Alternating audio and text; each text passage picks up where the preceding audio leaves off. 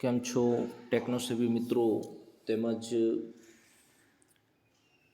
બીએલઓની કામગીરી કરનાર સરકારી કર્મચારીઓ તેમજ 2025ની મતદાતા સૂચિમાં નામ ધરાવનાર મતદાતાઓ માટે એક સરસ મજાની અપડેટ લઈને આપની સમક્ષ રજૂ થયો છું. અપડેટ એ છે કે મતદાતાએ પોતાનું એસઆઈઆરનું ફોર્મ બીએલઓ શ્રીને જમા તો કરાવી દીધું છે, પરંતુ બીએલઓ શ્રીએ ઓનલાઈન કર્યું કે કેમ અને ઓનલાઈન કર્યું છે તો અત્યારે હાલનું તેનું સ્ટેટસ શું છે તે જાણવા માટેની અપડેટ લઈને તમારી સમક્ષ આવ્યો છું. તો આપણા સૌનું એસઆઈઆરનું ફોર્મ તો આપણે બીએલઓ શ્રીને જમા કરાવી જ દીધું છે. તેનું સ્ટેટસ કેવી રીતે જાણી શકાય, ઝડપથી આપણે આ વિડીયોમાં જોઈશું કે તે સ્ટેટસ કેવી રીતે ચેક કરી શકાય. તો વિડીયોમાં અંત સુધી બન્યા રહેશો તો આ સંપૂર્ણ જાણકારી સરસ રીતે તમે સમજી બી શકશો. તમારા મોબાઈલમાં આસાનીથી એને સર્ચ પણ કરી શકશો વગર કોઈની મદદે.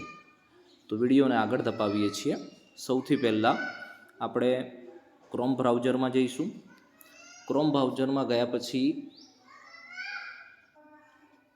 ત્યાં આપણે અહીંયા સર્ચ બારમાં વોટર લખીશું, VOTER, અને આપણે સર્ચ કરી દઈશું. સર્ચ કરતાં આ રીતનું ઇન્ટરફેસ આવી જશે. સૌથી પહેલાં વોટર લખેલી જે લિંક ડિસ્પ્લે થાય છે ત્યાં ક્લિક કરીશું. ત્યાં ક્લિક કરતાં આ રીતનું ઇન્ટરફેસ આવશે. અગર જો આપ પહેલાંથી જ આ સાઇટ ઉપર લોગિન થયેલા છો તો લોગિનમાં સાઇનઅપ થયેલા છો તો લોગિનમાં જવાનું છે. અગર તમારું એકાઉન્ટ આ સાઇટ ઉપર નથી બનેલું તો સૌથી પહેલાં તમારે આ સાઇટ ઉપર તમારું લોગિન બનાવવાનું રહેશે. તો સૌથી પહેલાં ઉપરના મથાળે સાઇનઅપ છે ત્યાં આપણે ક્લિક કરીશું. ત્યાં ક્લિક કરતાં આ રીતનું ઇન્ટરફેસ આવી જશે. આપણે અહીંયા માહિતી જોઈએ શું છે.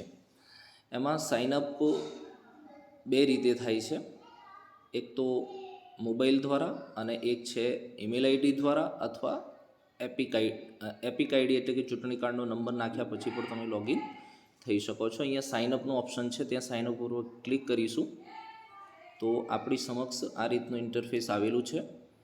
આપણે અહીંયા પોતાનો મોબાઈલ નંબર નાખીશું. હું અહીંયા મારો પોતાનો મોબાઈલ નંબર નાખું છું અને ઉપર જે રીતે કેપ્ચા છે એ જ રીતે આપણે ટાઈપ કરીશું.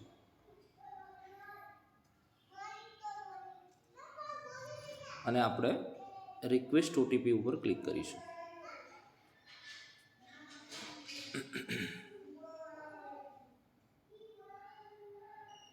જો અહીંયા ઓટીપી આવ્યો છે, ઓટીપી આપણે અહીંયા નાખી દઈશું.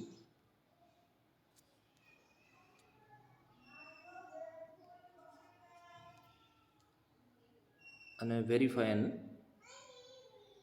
કન્ટિન્યુઅસ કરીશું. આમાં મારું એકાઉન્ટ ઓલરેડી પહેલાંથી જ બનેલું છે માટે હું લોગિન થઈ ગયું, બરાબર છે. અને આ રીતે તમે તમારું સાઇનઅપ એકાઉન્ટ પણ બનાવી શકો છો.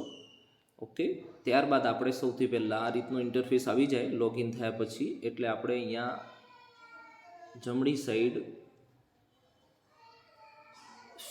ફિલ એન્યુમરેશન ફોર્મ એ રીતનું આવે છે ત્યાં આપણે ક્લિક કરીશું. ત્યાં ક્લિક કરતાં આ રીતનું ઇન્ટરફેસ આવી જશે. એટલે આપણે સૌથી પહેલાં આપણે સ્ટેટ પસંદ કરવાનું છે. જે કંઈ સ્ટેટના હોય એ સ્ટેટ આપણે પસંદ કરવાનું છે. આપણે ગુજરાતના છીએ એટલે ગુજરાત. ત્યારબાદ આપણે આપણું એપિક કાર્ડ નંબર અહીંયા નાખીશું. એપિક કાર્ડ નાખ્યા પછી આપણે એપિક કાર્ડ એટલે ચૂંટણી કાર્ડનો નંબર એ અહીંયા નાખ્યા પછી આપણે અહીંયા સર્ચ ઉપર ક્લિક કરીશું. સર્ચ ઉપર ક્લિક કરતાં આ રીતનું ઇન્ટરફેસ આવી જશે અને નીચે લખેલું છે કે your form has already been submitted, બરાબર. જો બીએલઓ શ્રીએ આપનું ફોર્મ ભરતી વેળાએ આપનો મોબાઈલ નંબર આપના ફોર્મમાં ઓનલાઈન લખ્યો હશે તો અહીંયા મોબાઈલ નંબર પણ તમને ડિસ્પ્લે થશે અને આ રીતે તમારું ફોર્મ બીએલઓ શ્રીએ ઓનલાઈન કરી દીધું છે એ રીતનું અહીંયા ઇન્ટરફેસ આવી જશે.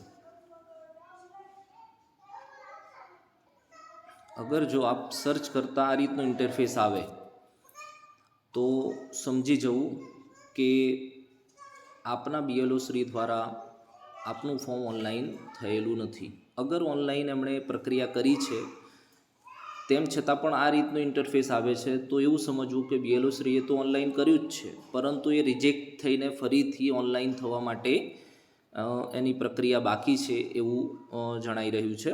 તો તમારે સતત રોજે રોજ તમારું આ સ્ટેટસ ચેક કરતા રહેવું. શક્ય છે કે ઓનલાઈન થયેલું ફોર્મ પણ ફરીથી જે છે રિજેક્ટ થાય અને આ રીતનું ઇન્ટરફેસ આવી જાય. તો આપ આ રીતે પોતાનું સ્ટેટસ તમે ચેક કરી શકો છો.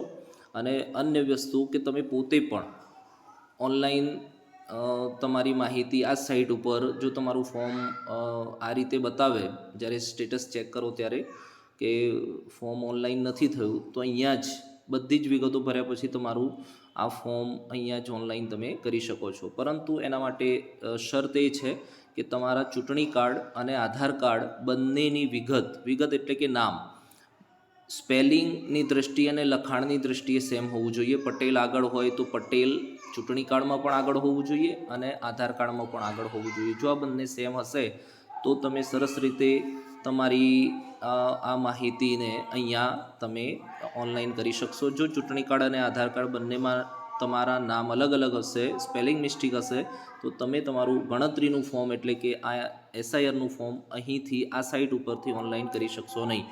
તમારે તમારા BLO દ્વારા જ એ ફોર્મ ઓનલાઈન કરવાનું રહેશે. આપ જો આ સાઇટના માધ્યમથી તમારું SIRનું ફોર્મ સબમિટ કરાવશો તો તમને આ રીતનું સબમિટ થયાનું સર્ટિફિકેટ પણ મળશે અને મેસેજ પણ આવશે. પરંતુ BLO દ્વારા ઓનલાઈન સબમિશન માટેનો કોઈ મેસેજ તમને મળતો નથી. ટેકનિકલ ટ્રિક્સ ચેનલ દ્વારા મળનારી માહિતી જો તમને ગમી હોય તો આ ચેનલને સબસ્ક્રાઈબ કરવાનું ભૂલતા નહીં. તેમજ આ ચેનલ ઉપર ઉપલબ્ધ વિડીયોઝને લાઈક અને શેર કરવાનું ભૂલતા નહીં અને ઉપયોગી કોમેન્ટ્સ કરવાનું પણ ભૂલતા નહીં. ધન્યવાદ.